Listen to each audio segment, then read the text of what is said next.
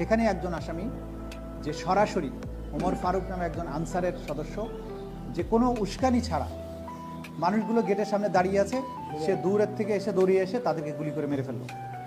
এই একজন আসামিকে গ্রেপ্তার করা হয়েছে, তাকে গ্রেপ্তারি পরোয়ানা মূলে আজকে এখানে নিয়ে আসা হয়েছিল, তাকে কারাগারে পাঠানোর আদেশ দিয়েছে। এটা ছিল মোটা দাগে আজকের প্রসিডিংস। মামলায় কি আরেকজন আসামি আছেন কিনা?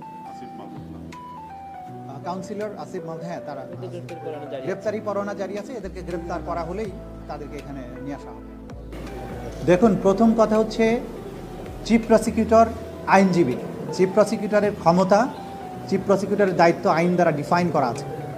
আমাদের কাছে যখন তদন্ত সংস্থা তদন্ত করে রিপোর্ট দিবেন, সেইটার পর থেকে চিফ প্রসিকিউটরের কাজ শুরু হয়। তদন্ত করার কাজটা কমপ্লিটলি তদন্ত সংস্থার উপরে। সে কারণে তদন্ত সংস্থা রিপোর্ট না দেওয়া পর্যন্ত চিফ প্রসিকিউটর তাড়াতাড়ি করে মামলা হিয়ারিং করতে পারেন না। যারা আন্দোলন করেছেন তারা হয়তো না বুঝে করেছেন। আমরা শহীদ পরিবারের আবেগ অনুভূতির প্রতি শ্রদ্ধাশীল। তারা তাদের স্বজনদের হারিয়েছেন, তারা বিচার চাইবেন, দ্রুত বিচার চাইবেন, এই ব্যাপারে কোনো আপত্তি নেই, এটার সাথে তো দ্বিমত করার কোনো কারণ নেই। কিন্তু একটা জিনিস মাথায় রাখতে হবে যে এই বিচারটা আইনের একটা প্রক্রিয়ার মধ্য দিয়ে হতে হবে।